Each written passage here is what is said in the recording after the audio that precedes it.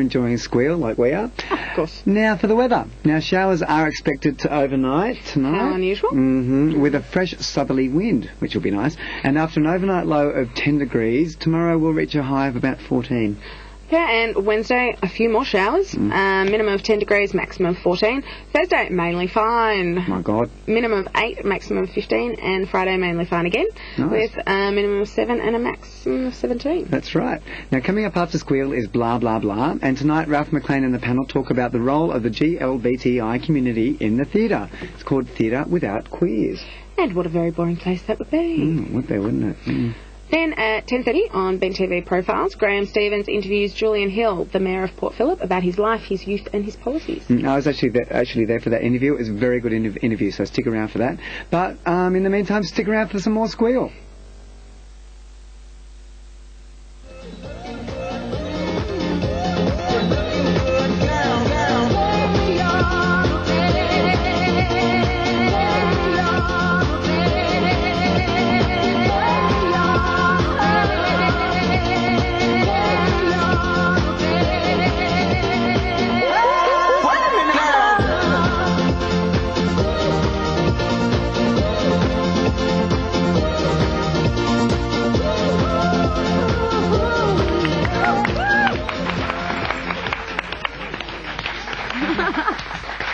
And of course that was Winter Days.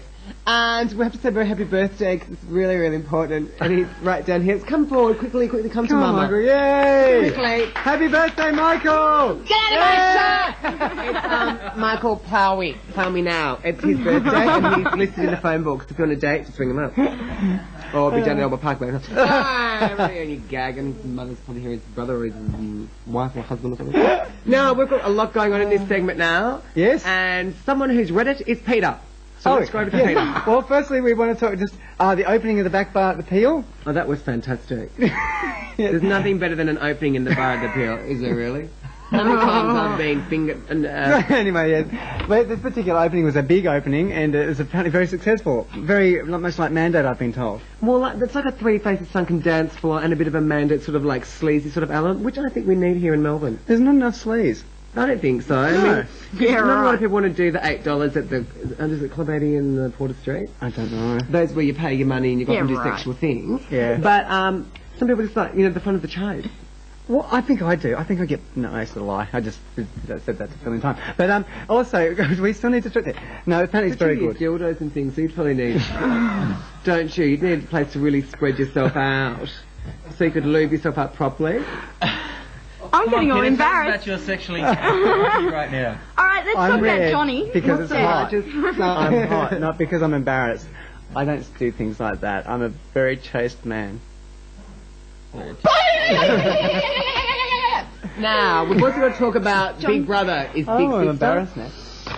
Now, I don't know, when the Big Brother thing was happening, Johnny wasn't one of my favourites. No, it wasn't because I didn't take into any of that public thing like I'm Johnny. I didn't care. Basically, he just bored me. I think they needed to throw another gay person into the house to give it a bit of spark because I agree. Got all those straight people in there. You're not going to have a confrontation.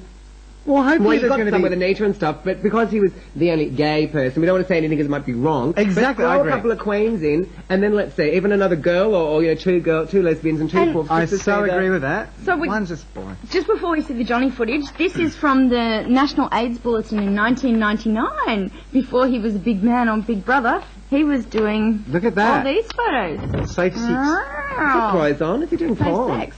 That's safe sex. Oh, it was for a good cause. Now, we do need to explain that this footage you see, we actually did an interview with him. We showed an interview with him a few weeks ago. Amy did it? No. Yeah, no, Paul did. But Paul Lane did it. Oh, yeah. great. She was here today. We could thank a person.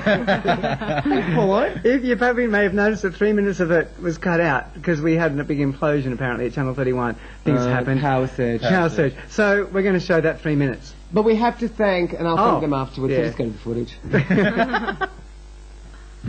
Off we go. That's great. Now, have you had a chance to see any of the bits from the show, like of yourself? Like, we know when we see ourselves on telly, we go, oh my God, did I really say that? Did I look like that? Did you have that similar feeling when you saw yourself? I haven't had a great deal of time to see a lot of the footage, but I got to see my friends tape something for me, and I stuck the video player in, and one of the things I saw was me in the diary room, and Pete had just left, and I was crying. I had scars on my face. I remember. And there I was, and I was looking at myself and thinking, my Lord, there are 2 million people watching me, and I ain't looking real pretty. But at the same time, I was able to be vulnerable, and I was able to be sort of just myself on TV. And at first, that was kind of, well, that's pretty full on. But then afterwards, it was like, well, that's who I am. I have weaknesses and strengths just like anybody else, so it was okay. Only 2 million people. Well, about that, yeah. That was just at my house. How would you feel about that? I don't think I would like that very much at all. No? You're wearing your bunny ears? Yeah. Well, we'll get to those.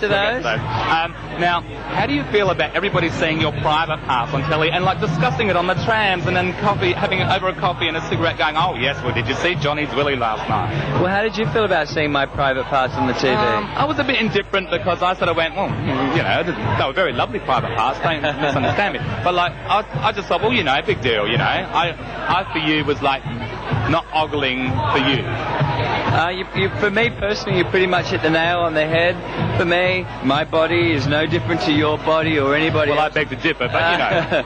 It's just seeing a human body on TV, so for me it's no really big deal. Now, you must have got really horny in the house. Oh, Lord! And all those ones like Ware and Goldner and all of that. Now, just hypothetically, if they were gay and you were single, would you be tempted to have sex with all the cameras going? Like, if it was all happening, you know, a few coronas or whatever, would you be tempted? You know, you're probably going to think I'm really, really, really boring, but no. There are certain things for me personally that I consider private, and sex or making love, whatever you want to call it, you know, hanging out, shagging, is just one of those things that to me is a private thing that I don't think the whole of Australia needs to see. Well, I know damn well that I wouldn't be having sex on camera. Hang on. I've got all these questions I've got to ask you, and I probably won't get through them all. We're not doing live, right? No, we're not doing live. What's your name again? Steve Anderssen. Yeah. Cool. I've got a cooking show that if you get to tune in, you can tune in. I'm actually speaking to. Yeah, okay. Well, we met like, you know, all of 10 seconds before with this interview. Now, with your newfound fame... is that what this is, fame? Yeah, you've got fame, you've got media attention. Yeah, it's good, huh? You've got media attention, you've got the whole country looking at you. What do you hope for personally, as well as for the community, to come out of this? Okay, personally, I think that... okay, let's go with the community first. I think I kind of just touched on that a little bit first.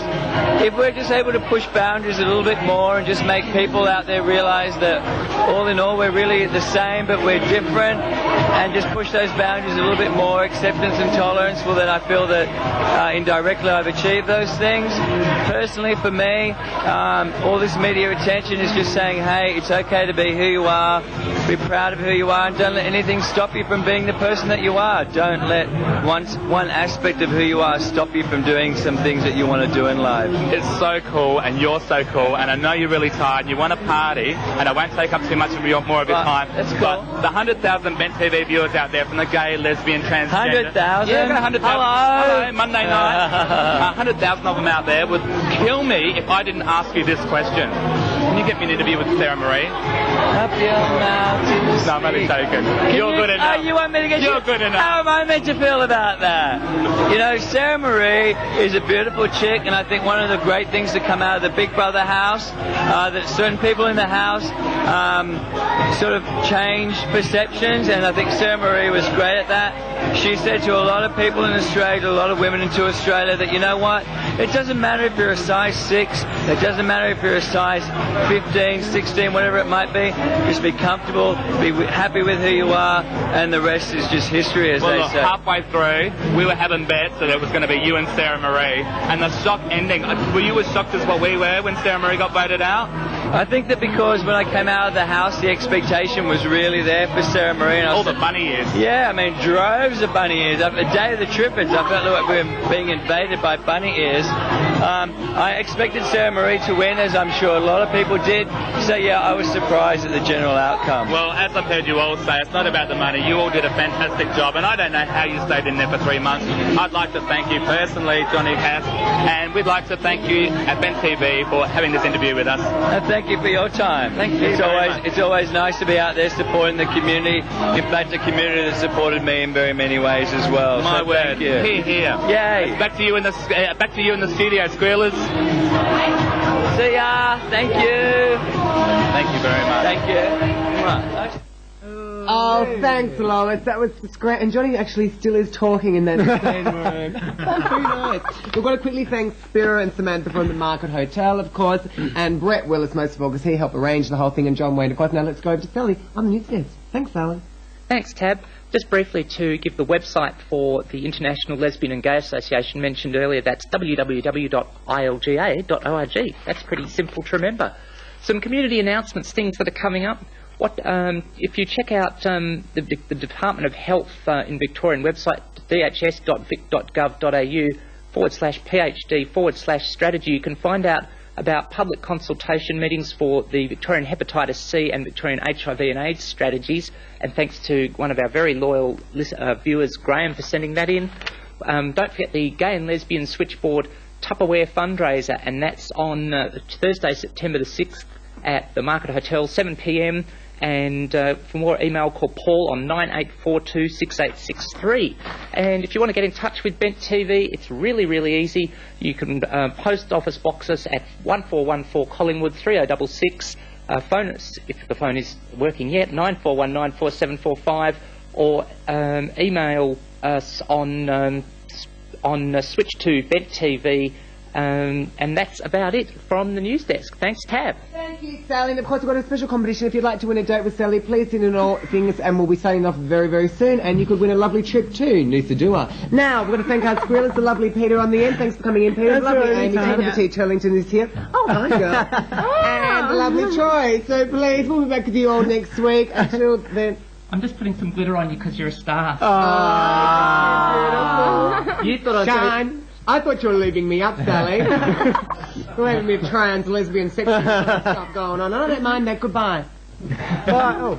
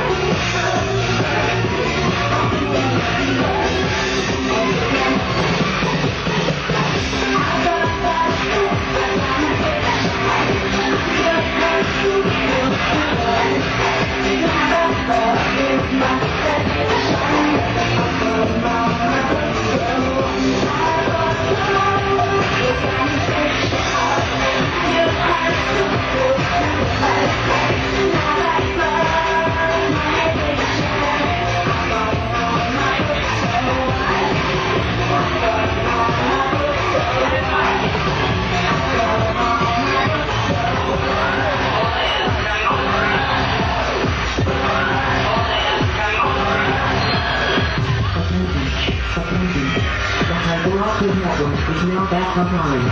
Flight the Android model US 915. Launch in progress.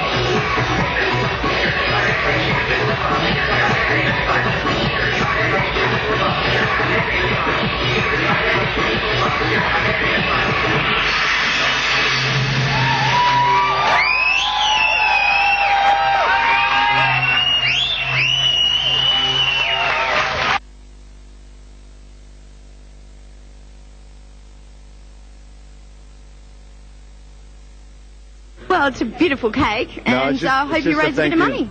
Thank you for all of this, you know. Excellent. Right? Thanks, Mike. I'm Channing Butch. This program is proudly brought to you by the Peel Dance Bar, corner of Peel and Wellington Streets, Collingwood.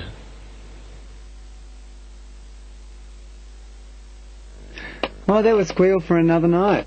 And just a word of thumb, if you're ever on there and it's being hosted by a drag queen, don't bring up sex. It just... No, you end up on the receiving end of it, sort of. Well, that's right. So what's coming up next, Britt? And next we have Blah Blah Blah, That's and right. Ralph McLean and the panel are discussing the role of the GLBTI community in the theatre, which That's is right. theatre without queers. Imagine that. It'd be kind of weird. It would be very small. That's true. It would be. There wouldn't be many people left, I don't think. None at all. So tune in and watch this show because you'll just see just how important we are to the theatre life in general. Yes. Off you go. Bye.